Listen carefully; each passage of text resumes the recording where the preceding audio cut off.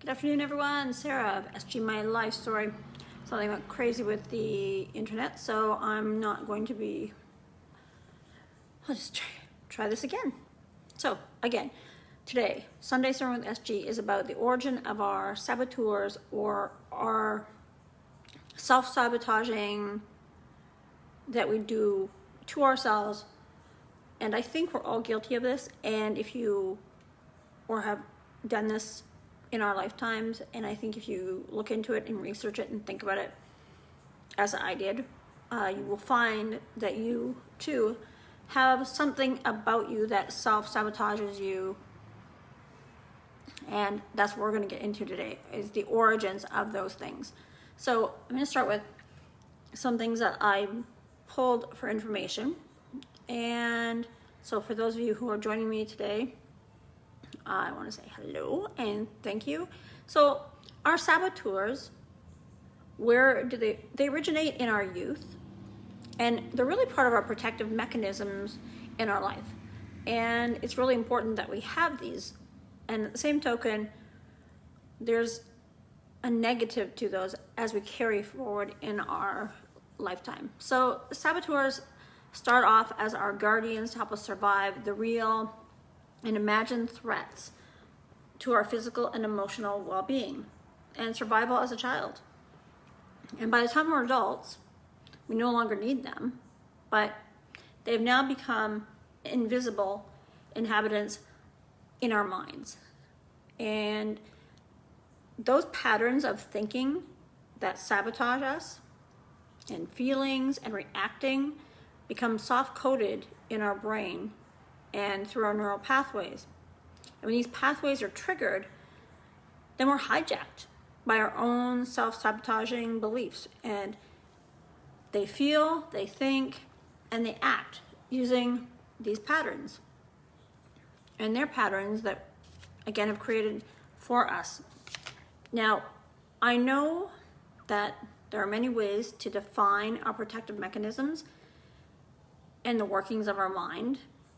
There are also a plethora of ways to work with self-awareness and understanding of our individual tendencies. But also it allows a bit of distance. And as I go through this and different aspects of myself when I did this, especially those that are a bit self-sabotaging, and we all know, I think, if we're not and don't have it in us, we know others who have these tendencies to self-sabotage, which we call the saboteur. So who are the saboteurs? So I've been, as I said, looking into this and breaking it down, and I know what mine is. So anybody who wants to do this, you can Google the saboteur, you can look at it and just read through them, and I think you'll find yourself and your saboteur very easily if you're honest and open with it. So we've got the judge, and that's the universal saboteur that each of us has the honor of contending with. The judge also acts as the ringleader, prompting us and other top saboteurs to take action. Then we've got the avoider. It tends to be a bit more of the Pollyanna, but to a fault. Then the avoider overemphasizes positivity out of need to avoid confrontation and discomfort. So I think I know a few of those people too, just in life in general. Don't like conflict, don't want to discomfort anybody, just do whatever, make people happy. The victim. This is a bit of that martyr that tends to focus on the painful emotions. It also focuses on the negatives and the negative emotions and events as a means of getting attention and affection. And again, we know a few of those, or at least I do. So when you go through and you evaluate yourself, you can easily identify yourself, and then you can easily identify and better understand the people in your life, or the people that you are friends with, or the people that you've interacted with, and the light bulb kind of comes on, and you go, wow, I understand it now. Then there's the restless, which is often the one that is in search of more. never happy. They're more excitement, another activity, the next great thing. And they are in constant state of a business that rarely finds full satisfaction in anything they do. So they want all the adventure, go, go, go, go, go, but they're not willing to actually settle on one thing and focus on one thing and get satisfaction out of those things. Then you've got the hyperachiever. And this derives from his or her self-respect, self-validation, from her achievements and her performances or his performances. And the hyperachiever can tend to be a bit of a workaholic as well. So I think, again, we can probably either relate to this or we know somebody who in our life we know like this or we've met who is like this. Then we've got the pleaser, who often loses sight of his or her own needs and strives to gain acceptance and affection by others, by helping them, by flattering them, by pleasing them, rescuing them, whatever it takes to make themselves feel better and please others. And these are all really self-sabotaging if they're not utilized in the right way. If you don't recognize them, if you don't understand where they are, if you don't know where your saboteur lives, then, and you're lacking self-confidence, then this is part of it. This is part of the journey that you need to take sometimes to investigate those things and find out what they are. So then we've got the stickler. And the stickler tends to see the world in black and white and is often a bit of a perfectionist. And I think, again, the sticklers, I think we all know a few of those. It's kind of really an interesting little assessment and process to do with yourself and understand yourself better and understand those around you more. Then we've got the hyper-rational.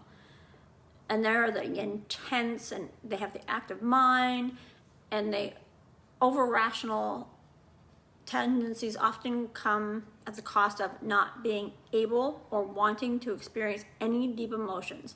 They value the intellect above all else. So these people are not necessarily unavailable for a relationship or to love. They're just so rational about everything they do.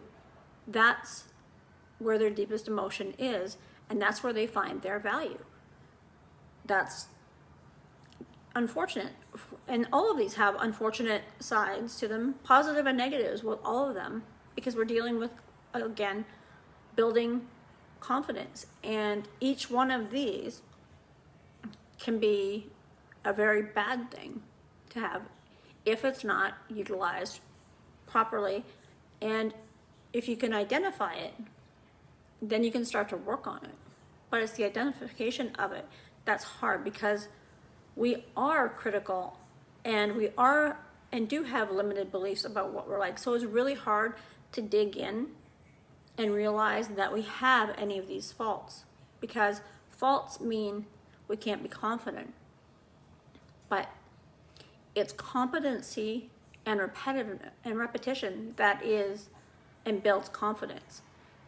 If we didn't do things, we didn't challenge ourselves, then we would never gain confidence. You have to fail in order to become confident. You have to be willing to fail to become confident. It's a mix of all of these things that allow us to honor ourselves and be true to ourselves and live our best lives. And sometimes that's also a selfish thing we have to do. But anyway, okay, we've got one more, and that's the hypervigilant.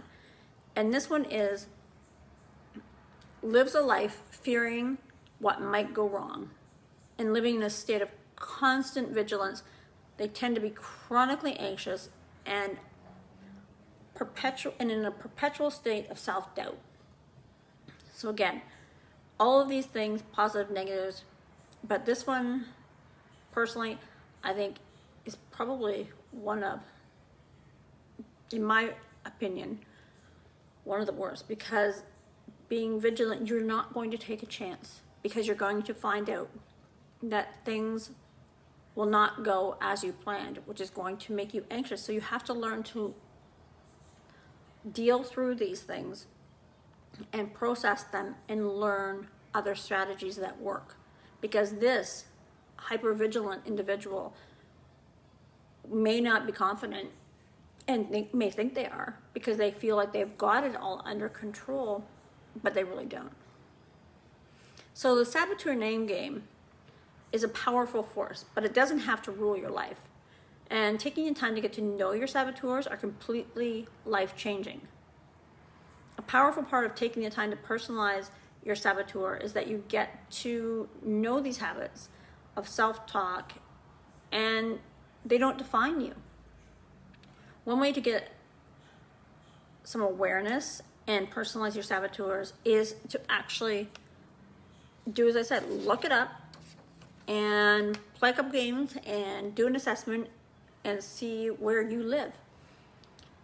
Plus, you can play this little game with, your partner, your friends. It's kind of just like, family members, whoever's not going to offend by it.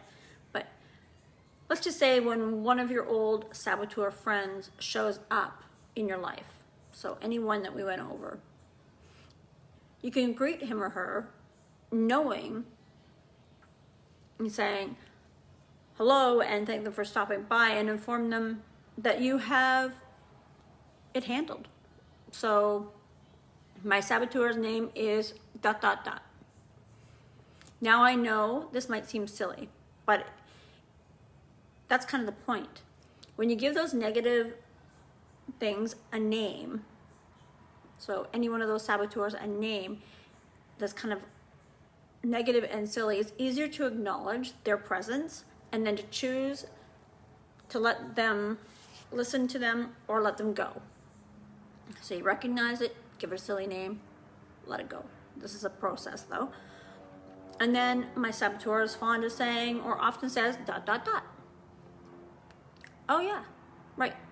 If you've been making friends with your itty bitty shitty committee, I'll call it, then you are aware of the disheartening things that they can say. So chances are good that you have some favorite phrases floating around that tell you over and over again, go ahead, write them down, get it out. That way the next time that those thoughts creep in your conscious mind, you will recognize it right away, and you can heed its warning and let it go. So you can either listen to it or let it go. Let it go if you can. And then there's my saboteur feels like, and so this is like a body sensation. This is a breathing. This is how it feels like. So ... If you have been exploring anything like meditation or just journaling or just breathing and being mindful of and practice these things for a while, then you are familiar with the experience of how each thought roots in a physical form. And part of the fun of naming your favorite saboteurs is that you actually become,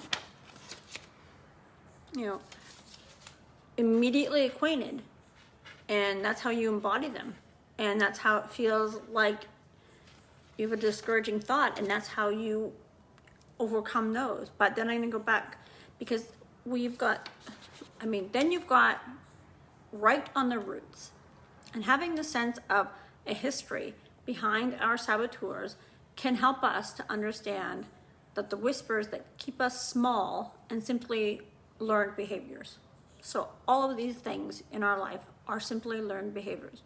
These self-sabotaging, self-doubting saboteur beliefs can cause us to doubt ourselves, lack self-confidence.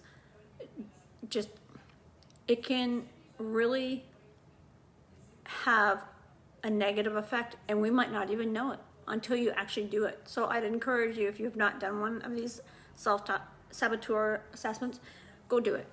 They're really quite eye-opening. So again, I'm sorry.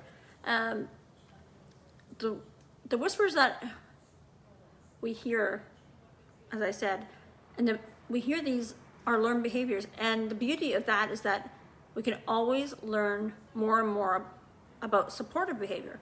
So getting down to the roots can provide us a bit more compassion for our saboteurs and appreciation for the brilliance of our own development.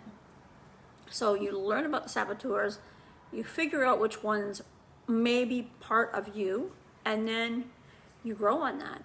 And then we become to understand that these habits, like all habits, were created in response to life to ensure your survival of our lives. So whether that's physical, mental, emotional, we have these things to save us, but only in the short term, and then we carry it over. So then there's other things like my saboteur reminds me of ...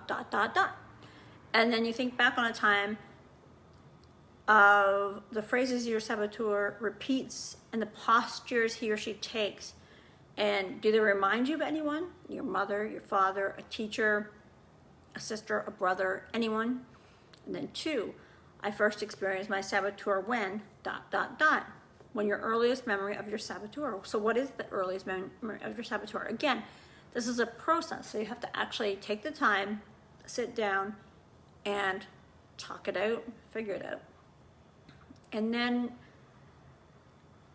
so the earliest memory and what was happening and what were you feeling in all of those? And then write the rule. So I'm going to go out on a limb and assert that my saboteurs, your saboteurs are bad. Like, they're not bad. They were not created or designed to hold you back in life and keep you small, just even though you might think that way. They do not need to be banished from your life. In fact, I'm not sure it serves us any purpose to disown them completely. Once you get to know who they all are and where they play in your life, you'll discover that each member of your saboteur poses and shows up for a reason. Maybe that reason is, maybe a habit, but maybe not. Behind that habit, there's a trigger. And getting to know your triggers will empower you to pause, step back, and maybe not. And getting to know your triggers will empower you. And checking in with yourself to see if the information you're getting is in alignment with what you truly want. So there's other questions like, my saboteur is fond of doing or shows up when ... So get to know the types of situations that your saboteur thrives in. Know the type of situations that, is it the matter of the heart, or when you start something new or there's something big. Is the saboteur linked with your truth or your intuition? Another one is, my saboteur is fond of doing or shows up to ... For example, meet my friend. Not enough Nancy, we'll call her. Her strategy is to seek out new things in order to learn and fill a void and rid herself of her nasty or insecure ways. So now, of course, this is just a name that was out there, and I gave as an aspect of this intimately acquainted individual. So myself and my learning about these saboteurs and new things and of it are great things. When I seek things in a way that distracts me from my current experience, I feel the stress of the belief that I am not enough. So that goes back to our negative Nancy, negative Nellie that we just talked about. And then there's, my saboteur can help me understand ... So once you've explored the questions, but then you can start to get a sense of when, why, how your saboteurs show up. Now it's time to tap into the learning that they have to offer. You can start with one simple question. What do you want me to know? Then you can follow that question with one or two more. Is it true? And maybe, is there anything in this that will help me to live more fully or achieve my goals? So those are the questions you have to ask yourself about your own insight into your self-sabotaging persona. You know, one of those, two of those, some of the people have more than that, but you have to really go and do this assessment to find out. And you have to be honest. And you have to go back, and some of it's painful and some of it you don't want to necessarily admit that you have. And we think we have it all together, and often we don't. Or we just don't want to admit there could be something else about us that isn't, if we think it's perfect, it's stopping our growth. And it's stopping you from being able to fully be confident. And that's what this is all about. Confidence is in so many areas and aspects of our lives. It's in career, it's in image, it's in our day-to-day life. It is motivation to get to the gym. It's motivation to walk around the block. It's motivation to just do something.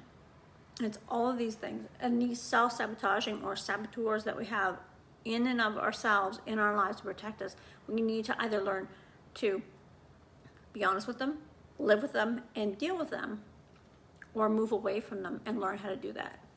So the last one is, my saboteur can help me understand ... So once you've explored the questions that are on these assessments that you can Google for your self-saboteur, they're not going to be as in-depth as if you hire a coach and go that route, but at the same token, you can kind of get a better grasp, and it's kind of cool. Like I said, I've done it, so I know exactly who I am. So once you've explored the questions above, which we've talked about, then you can start to get a sense of when, why, and how your saboteur shows up. So now it's time to tap into that learning that you can offer yourself and find for yourself. And what do you want to know? And then you can follow that and say, is it true? Is there anything in this that will help me live more fully or achieve my goals? So are these saboteurs good for you, or actually a negative experience for you? Because honestly, that's the key.